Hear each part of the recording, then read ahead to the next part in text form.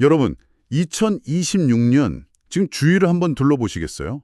뉴스만 틀면 온통 AI 이야기뿐이잖아요. 아, 맞아요. 진짜 어딜 가나 AI, AI 하죠. 네, 회사 이름에 그 AI라는 단어만 스쳐도 막 돈이 복사되는 것 같은 전례 없는 축제 분위기거든요. 거의 뭐 무조건 탑승해야 하는 로켓 같은 느낌이죠? 그렇죠.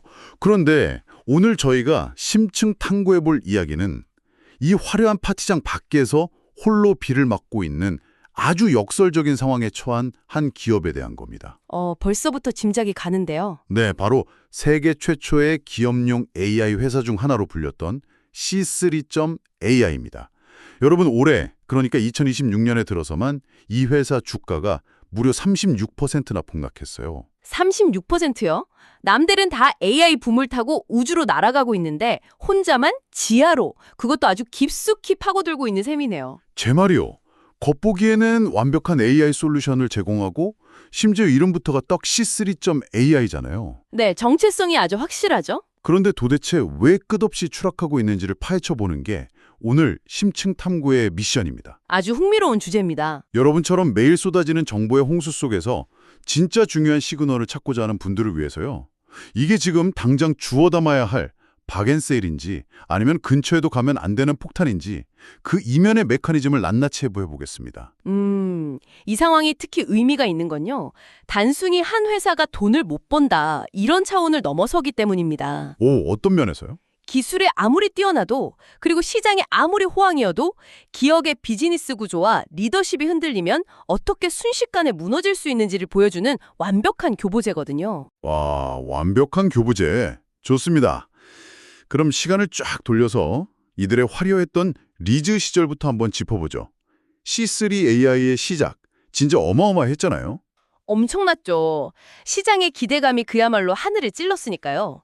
2020년 12월에 상장할 때 주당 42달러로 화려하게 데뷔를 했는데 상장한 바로 그 달에 주가가 161달러까지 미친 듯이 치솟았습니다. 그때 시장의 포보, 그러니까 소외되는 것에 대한 두려움이 엄청났거든요. 투자자들 입장에서는 기업용 AI 시장을 완벽하게 선점하는 유니콘을 드디어 찾았다고 생각했을 겁니다. 확실히 그때는 AI를 기업에 도입한다는 것 자체가 엄청난 혁신이었으니까요. 네, 사실 일반 기업이 자체적인 AI 시스템을 백지 상태에서부터 개발한다는 건 그냥 현실적으로 불가능에 가깝다고 보시면 됩니다. 오, 왜죠? 요즘은 뭐 개발 툴이나 오픈소스 모델도 엄청 잘 나와 있잖아요. 툴이 문제가 아닙니다. 구글이나 메타 같은 빅테크가 아닌 일반 제조업이나 금융회사를 생각해 보세요. 수백억 원의 자본을 투자하고 실리콘밸리에서 연봉 수억 원씩 줘야 하는 최고급 AI 데이터 사이언티스트들을 싹쓸이 해와야 하거든요. 아, 인건비부터가 장난이 아니겠네요. 그렇죠. 게다가 몇 년 동안 실패를 거듭하면서 모델을 학습시킨다? 주주들이 당장 수익 내라고 난린데 그걸 가만히 지켜보고 있겠습니까? 듣고 보니 그렇네요. 배보다 배꼽이 훨씬 커지는, 아니, 배꼽이 아예 집어삼키는 상황이네요. 바로 그 지점을 C3AI가 아주 정확하게 파고든 거군요. 정확합니다. 너희가 힘들게 직접 만들지 마. 우리가 이미 완벽하게 다 만들어놨어. 이렇게 접근한 거죠. 네, 제가 보니까 이들이 무려 40개 이상의 완성형 AI 애플리케이션 포트폴리오를 쫙 깔아놨더라고요. 맞아요. 산업별로, 용도별로 그냥 가져다 쓰기만 하면 되는 이른바 턴키 방식의 솔루션을 제공한 겁니다. 플러그만 꽂으면 바로 돌아가게요. 이 부분에서 우리가 좀 더 깊이 들어가 봐야 할 것 같아요. 도대체 이 앱들이 현장에서 어떻게 작동하길래 당시 기업들이 그렇게 열광했던 건가요? 여기서 정말 매력적인 부분이 나오는데요. 네? 금융권 사례를 하나 들어볼게요. 자금 세탁 방지, 보통 AML이라고 부르는 앱이 있습니다. 자금 세탁 잡아내는 거요. 근데 그게 AI 없이 그렇게 힘든 일인가요? 원래 은행마다 다 시스템이 있잖아요. 엄청나게 힘듭니다. 금융기관들에게 자금 세탁 방지는 그냥 하면 좋은 서비스가 아니에요. 잘못해서 구멍이 뚫리면 조 단위의 천문학적인 벌금을 두드려 맞는 문자 그대로 생존의 문제입니다. 조 단위 벌금이요? 와, 장난 아니네요. 네. 그런데 기존의 전통적인 방식은 대부분 규칙 기반이거든요. 규칙 기반이라면 조건문을 걸어놓는 식인가요? 맞습니다. 예를 들어 어떤 고객이 갑자기 하루에 1,000만 원씩 3번 쪼개서 해외로 송금하면 무조건 알람을 울려라. 이런 식이죠. 그렇게 단순하게 설정해두면 그냥 사업차 정상적으로 송금하는 건데도 억울하게 알람이 울리는 경우가 엄청 많겠는데요? 바로 그겁니다. 그걸 업계에서는 오탐지라고 부르는데요. 기존 시스템은 이 오탐지가 너무 많아서 알람이 울리면 결국 직원들이 일일이 수작업으로 진짜인지 가짜인지 다시 확인해야 했어요. 시스템이 있어도 결국 사람의 다 노가다를 떼야 하는 거네요. 그렇죠. 그런데 C3.AI의 앱은 다릅니다. 인공지능이 수억 건의 과거 데이터를 바탕으로 진짜 이상한 패턴을 스스로 찾아내거든요. 쪼개기 송금 같은 단순한 규칙이 아니라 맥락을 이해한다는 거군요. 네, 게다가 금융권의 실제 데이터를 계속 흡수하면서 사기꾼들이 수법을 교묘하게 진화시키면 AI도 거기에 맞춰 실시간으로 똑똑해지는 구조입니다. 진짜 창과 방패의 싸움인데 방패가 스스로 진화하는 거네요. 맞습니다.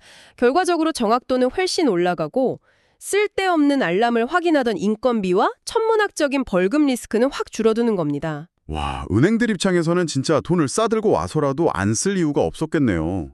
게다가 제조업 사례도 제가 보니까 진짜 흥미롭더라고요.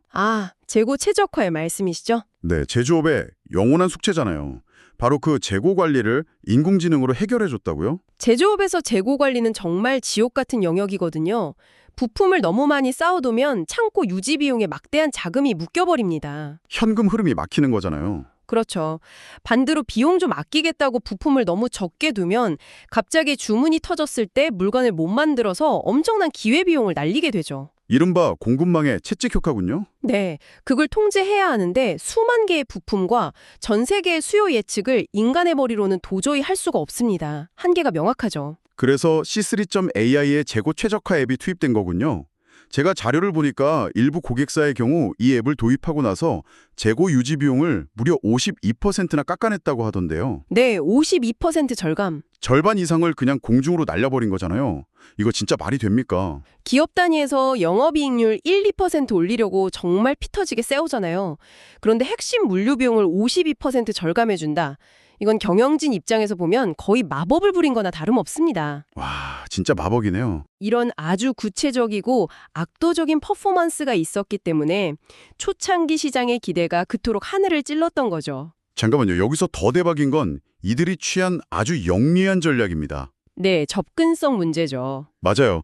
이 무겁고 복잡한 AI 앱들을 기업들이 굳이 자기들 전산실 서버에 힘들게 설치할 필요가 없게 만들었잖아요. 클라우드 파트너십이 신의 한 수였죠. 이미 전 세계 기업들이 다 쓰고 있는 아마존 웹 서비스, 즉 AWS라든가 마이크로소프트의 애저, 그리고 알파벳의 구글 클라우드 같은 거대 플랫폼에 완벽하게 호환되도록 올려놨어요. 특정 클라우드 인프라에 종속되지 않았다는 게 핵심입니다. 고객이 우리는 예전부터 AWS만 씁니다 하면 네, 그럼 AWS 위에서 저희 앱 그대로 돌리시면 됩니다가 되는 거죠. 진짜 편하네요. 인프라 갈아엎을 필요가 없으니까요. 네, 그리고 비즈니스가 커져서 컴퓨팅 파워가 더 필요해지면요. 그냥 클라우드 용량만 늘리면 제약 없이 아주 원활하게 확장이 됩니다. 기술적 접근성과 확장성 측면에서는 정말 완벽에 가까운 비즈니스 구조를 짰네요. 흠잡을 데가 없었죠, 그 당시엔. 자, 그럼 여기서부터 이 심층 탐구의 진짜 본론이 시작됩니다. 방금 우리가 한참 동안 이 회사가 얼마나 대단한지, 고객 비용을 52%나 줄여주는 기적의 솔루션에 3대 빅테크 클라우드 호환성까지 갖췄다고 침을 튀기며 칭찬했잖아요. 네, 엄청 칭찬했죠. 그런데 여러분, 놀라지 마세요. 이 마법 같은 회사의 주가가 현재 8달러 선에서 바닥을 박박 기고 있습니다. 처참하죠. 오늘 기준으로 현재가가 9.19달러입니다. 9.19달러요? 네, 오늘 당일 하루 동안 6.24%, 그러니까 한 0.54달러 정도 오르긴 했지만 한때 161달러였던 최고가랑 비교하면 이건 거의 휴지 조각 수준으로 폭락한 거네요. 거의 95% 이상 날아간 셈이죠. 아니, 상식적으로 AWS나 구글 클라우드 파트너면 알아서 고객들이 줄을 서야 하는 거 아닌가요? 도대체 뭐가 문제길래 이렇게 된 겁니까? 그 해답은 재무제표에 아주 노골적으로 나와 있습니다. 네, 제가 올해 1월 31일에 종료된 2026 회계연도 3분기 실적을 뜯어봤더니 진짜 헉소리가 나더라고요. 성적표가 정말 차참했죠? 3분기 총 매출이 5,330만 달러에 그쳤습니다. 이게 어느 정도 수준이냐면 작년 같은 기간 대비 무려 46%나 증발해버린 수치예요. 그냥 반토막이 난 겁니다. 게다가 경영진이 실적 발표 전에 우리 이번 분기에 한 7,200만 달러에서 8천만 달러 정도는 벌 겁니다. 라고 큰 소리 쳐놨던 가이던스가 있었잖아요. 네, 예상치를 꽤 높게 잡았었죠. 거기에 턱없이 모자란 성적을 낸 거죠. 이 결과 발표 직후에 시간외 거래에서 주가가 20% 이상 내리꽂힌 건 시장이 얼마나 큰 배신감을 느꼈는지 보여주는 대목입니다. 여기서 재무지표의 메커니즘을 조금 더 들여다볼 필요가 있습니다. 기업의 탑라인, 그러니까 전체 매출이 이렇게 반토막이 나버리면요. 네. 그 아래에 있는 수익성 지표들은 도미노처럼 와르르 미너집니다. 고정비는 그대로인데 들어오는 돈이 확 줄어드니까요. 정확합니다. 개발자 월급 줘야지, 클라우드 서버비 내야지, 유지비는 계속 나가는데 매출만 반토막이 났으니까요.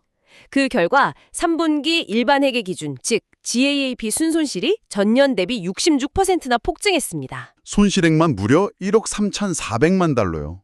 분기 적자가요. 맞습니다. 지금 이 회사의 대차대조표를 보면 현금이랑 당장 현금화할 수 있는 시장성 유가증권 다 합쳐서 6억 2,190만 달러 정도가 곳간에 남아 있어요. 일반인들 보기엔 6억 달러면 우리 돈으로 8천억 원에 넘는데 엄청 많은 거 아니야? 하지만 한 분기에 1억 3천만 달러씩 펑펑 태워버리고 있다는 게 문제죠. 산수해보면 바로 답 나오잖아요. 4분기, 길어야 5분기면 그 수많은 현금이 텅 빈다는 소리네요. 네. 경영진이 당장 새로운 대형 수익원을 안 가져오면 결국 직원들 대거 자르고 추진하던 프로젝트 다 엎어버리는 뼈를 깎는 비용 삭감에 들어가야 하는 벼랑 끝 상황입니다. 와, 1년 남짓 남은 시한부 같은 느낌이네요. 근데 숫자는 숫자고 저는 이 대목에서 진짜 흥미로운 포인트를 발견했어요. 어떤 포인트죠? 기업을 움직이는 건 기술도 기술이지만 결국은 사람이잖아요. 아, 리더십 이슈 말씀이시군요. 네, 지난 9월에 C3.AI에 일어났던 아주 결정적인 사건이 있습니다. 바로 창립자인 토마스 시벨이 건강상의 문제로 갑자기 회사를 떠난 일이죠. 이 회사의 상징이자 심장 같은 존재였죠. 솔직히 저는 처음에 아니 CEO 한 명 아파서 자리 좀 비운 게 매출이 반토막 날 일인가? 시스템으로 돌아가는 거 아닌가? 싶었거든요. 그런데 기업 대 기업, 즉 엔터프라이즈 B2B 영업의 세계를 파헤쳐 보니까 이건 완전히 다른 이야기더라고요. 아주 중요한 지점입니다. 여러분, 수백만, 수천만 달러짜리 기업용 AI 솔루션을 파는 건요. 우리가 스마트폰 앱스토어에서 10,000원짜리 앱 다운로드하는 거랑은 차원이 다릅니다. 그렇죠. 금액 단위부터가 다르니까요. 이 시장은 기술력만큼이나 아니 어쩌면 기술력보다 신뢰가 절대적입니다. 고객사 입장에서는 우리 회사의 가장 민감한 내부 데이터를 다 넘겨줘야 하고 게다가 기존에 잘 쓰던 전사적 시스템을 다 뜯어 고쳐야 하잖아요. 맞습니다.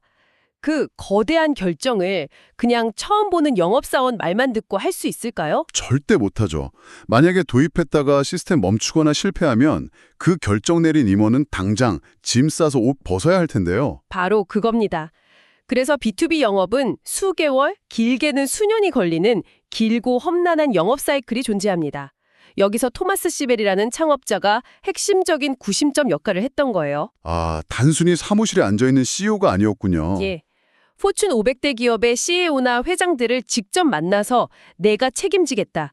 우리 기술이 너희 회사를 이렇게 혁신적으로 바꿀 것이다. 라고 설득하고 도장을 받아내는. 굵직한 대형 계약을 직접 성사시키는 최전선의 사령관이었던 거네요. 맞습니다. 듣고 나니 확 와닿네요. 그러니까 토마스 시벨이 물러난다는 건 단순히 경영진 한 명이 바뀌는 게 아니라 회사의 가장 강력한 영업 무기이자 간판이 하루아침에 사라져버렸다는 뜻이군요. 본인은 자신이 구축해놓은 시스템이 있으니 자기가 없어도 회사가 잘 굴러갈 거라고 생각했겠죠. 하지만 파장을 너무 크게 과소평가했습니다. 우리가 흔히 아는 실리콘밸리 기업들로 비유를 좀 해볼까요? 네, 아주 좋은 접근입니다. 일론 머스크가 갑자기 나 내일부터 테슬라 출근 안 해. 알아서들 해. 라고 선언하는 상황 같은 건가요? 완벽한 비유입니다. 일론 머스크가 없는 테슬라, 마크 저커버그가 갑자기 손을 떼버린 메타를 상상해보세요. 아, 상상만 해도 주가 폭락하는 소리가 들리네요. 자동차나 SNS라는 제품 자체는 그대로 남아있겠죠. 하지만 그 회사가 뿜어내던 특유의 아우라, 이 회사가 미래를 통째로 바꿀 것이다 라는 강력한 매력과 추진력은 순식간에 증발해버립니다. 이른바 창업자의 저주네요. 비저너리 창업자 한 명에게 너무 심하게 의존하던 회사가 그 사람이 사라지는 순간 방향성을 잃고 세일즈 파이프라인이 통째로 붕괴해버리는 그 전형적인 리스크가 C3 AI를 덮친 겁니다. 네, 아주 정확한 분석입니다. 그렇게 위기 상황에서 지휘공을 넘겨받은 신임 CEO 스티븐 에이키안 입장에서는 정말 눈앞이 캄캄했을 겁니다. 그래서 에이키안 CEO가 3분기에 들어와서 가장 먼저 한 일이 뚝뚝 떨어지는 피부타 지혈하는 거였잖아요. 비용 절감에 돌입했죠. 네, 특히 영업부서를 수평적으로 개편했다고 하더라고요. 이게 구체적으로 무슨 의미인가요?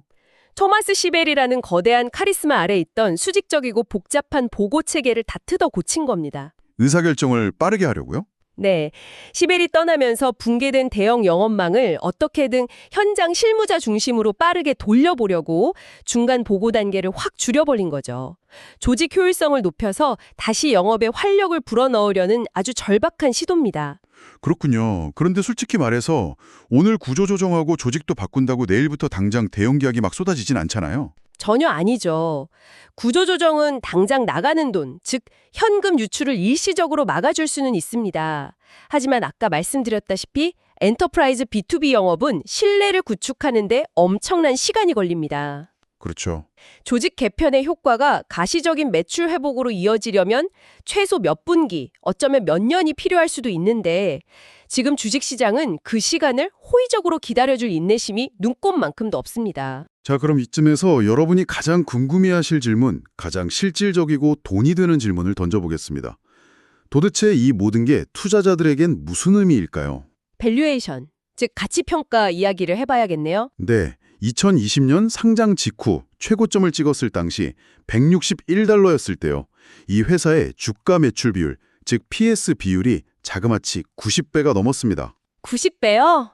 정말 엄청난, 아니 비이성적인 수치죠. 그러니까 이 회사가 1달러짜리 물건을 파는데 시장에서는 와, 90달러 줄 테니까 제발 네 주식 좀 나한테 팔아라 하면서 돈을 싸들고 왔다는 거잖아요. 이건 뭐 지속 불가능한 광기어린 거품이었죠. 완전히 거품이었죠. 그런데 지금 주가가 8, 9달러 선으로 곤두박질 치면서 이 PS 비율이 상장 이후 최저치인 3.2배까지 폭락했습니다. 90배에서 3.2배로요? 와, 90배 하던 게 3배 수준이 됐으면 과거랑 비교하면 진짜 바닥 중에 바닥, 엄청나게 저렴해진 건 부인할 수 없는 팩트거든요. 숫자로만 보면 그렇죠. 여러분, 지금이 바로 이 피냄새를 맡고 이 싸진 주식을 줍줍해야 할 절호의 타이밍일까요? 그게 바로 주식시장에서 개미 투자자들이 가장 많이 빠지는 치명적인 함정입니다. 함정이요? 싼 게 아니라는 건가요? 차트상에서 지표가 곤두박질 쳤다고 해서 그 주식이 무조건 싸다, 저평가됐다고 생각하면 진짜 큰일 납니다. 아, 싼 게 아니다. 네, 무틀리풀의 기술주 전문 분석가인 안토니 디피지오가 이 상황을 아주 날카롭게 찔렀는데요. 그의 분석에 따르면 가격이 많이 떨어진 주식이 항상 저렴한 주식인 것은 아니라는 겁니다. 왜 그런 거죠? 90달러 하던 걸 3달러에 살 수 있으면 무조건 이득 아닌가요? 투자자들의 본능을 생각해 보세요. 사업 규모가 쪼그라들고 있는 기업, 즉 성장이 꺾여버린 기업은 시장에서 극도로 기피합니다. 선장주인데 성장을 못하면 의미가 없으니까요. 맞습니다. 시간이 지날수록 기업의 본질적인 가치가 계속 훼손될 위험이 너무 크니까요. 지금 C3.AI의 가장 치명적인 문제는 과거의 영광이나 현재의 막대한 적자가 아닙니다. 바로 미래가 안 보인다는 겁니다. 아, 진짜 뼈 때리는 말이네요. 사실 제가 자료 보면서 제일 소름 돋았던 부분이 하나 있어요. 다음 분기 가이던스 말씀이시죠? 네, 3분기 매출이 46%나 빠진 것도 충분히 충격적인데 4분기 예상 매출 가이던스가 이 실망스러웠던 3분기보다 더 낮아질 것으로 전망되고 있더라고요. 바로 그겁니다. 성장의 불씨가 완전히 꺼져가고 있고 심지어 오히려 뒷걸음질을 치고 있는 상황이잖아요. 네, 그런데 단순히 와, 옛날에 PS 비율 90배였는데 지금 3배니까 엄청 싸네. 사야지. 라고 매수를 정당화할 수는 없다는 게 안토니 티피지오의 냉혹한 분석입니다. 여러분이 오늘 이 심층 탐구에서 꼭 가져가셔야 할 핵심 교훈이 바로 여기에 있습니다. 지금 우리는 AI 기술만 있으면 정말 모든 게 마법처럼 해결될 거라고 믿어지는 2026년을 살고 있잖아요. 네, 일종의 집단 최면 상태죠. 하지만 이 기업의 사례는 우리에게 아주 서늘한 시장의 현실을 알려줍니다. 세상에서 가장 혁신적인 AI 기술을 가지고 있고 제조업 고객사 비용을 무려 52%나 깎아주는 기가 막힌 제품을 만들고 심지어 아마존, 구글, 마이크로소프트 같은 글로벌 빅테크 클라우드와 완벽하게 연동되어 있어도 그래도 그것이 회사의 생존을 무조건 보장하지는 않는다는 겁니다. 네, 기술의 우수성과 비즈니스의 성공을 절대 혼동하면 안 됩니다. 정말 다른 영역이군요. 훌륭한 제품을 발명하는 것과 그 제품으로 지속 가능한 수익을 내는 훌륭한 장사를 하는 건 완전히 별개의 능력입니다. 기술 혁명기에는 다들 기술 스펙만 보면서 환상에 빠지기 쉬운데요. 그렇죠. 기술이 다 해줄 것 같으니까요. 결국 위기가 닥쳤을 때 기업의 진짜 가치를 증명하는 건 탄탄한 재무구조, 흔들리지 않는 세일즈 파이프라인, 그리고 창업자가 빠져도 끄떡없는 강력하고 안정적인 리더십이라는 아주 고리타분한 기본 원칙입니다. 혁신의 시대일수록 진짜 기본 중의 기본이 가장 중요하다는 진리네요. 자, 오늘 논의한 내용을 아주 간결하게 정리해 보겠습니다. 제조업 고객의 비용을 52% 줄여주고 금융권의 골칫거리를 해결해주며 시장의 총화로 떠올랐던 C3.ai. 화려했죠. 하지만 강력한 영업망의 핵심이었던 창업자의 갑작스러운 부재로 리더십 공백이 발생했고 결국 전년 대비 46%나 급감한 반토막 매출과 천문학적인 적자를 내며 생존에 기로했었습니다. 신임 CEO가 뼈를 깎는 구도조정에 나섰지만 다음 분기 성장은 여전히 불투명한 아주 역설적인 상황. 이것이 오늘의 요약입니다. 완벽한 요약이네요. 감사합니다. 마지막으로 오늘 심층 탐구를 마치면서 여러분이 잠들기 전에 한 번쯤 곱씹어 보실 만한 흥미롭고 조금은 도발적인 화두를 하나 던져드리고 싶습니다. 오, 어떤 건가요? 이처럼 압도적인 기술력을 가진 단독 AI 기업이 스스로 돈을 버는데 한계를 느끼고 독자 생존이 불가능해진다면 이들의 운명은 과연 어떻게 될까요? 지금 이들의 솔루션은 이미 AWS, 구글 클라우드, 마이크로소프트 애저 같은 거대 인프라와 핏줄처럼 얽혀 있잖아요. 네, 플랫폼에 짙게 종속되어 있죠. 만약 이대로 혹독한 겨울이 계속된다면 C3AI는 이 고통을 이겨내고 스스로 혁신의 불꽃을 되살려 독립적인 AI 제국으로 부활할 수 있을까요? 쉽지 않은 길이겠네요. 아니면 결국 파트너였던 저 거대한 클라우드 공룡 기업들이 기술은 좋으니 우리가 그냥 헐값에 인수해서 우리 서비스의 일부로 흡수해버리자 라며 삼켜버리는 운명을 맞이하게 될까요? 충분히 가늘한 시나리오입니다. 다가오는 거대한 AI 혁명의 진짜 과실은 처음 기술을 개척하고 깃발을 꽂은 자의 몫이 될까요? 아니면 무한한 자본과 인프라로 그 기술을 집어삼키는 자의 몫이 될까요? 여러분도 투자와 기술 시장의 냉혹한 흐름을 지켜보시면서 이 질문에 대한 자신만의 답을 꼭 한번 찾아보시기 바랍니다. 앞으로의 시장 변화가 더 기대되네요. 네, 오늘 저희가 준비한 깊고 진한 심층 탐구는 여기까지입니다.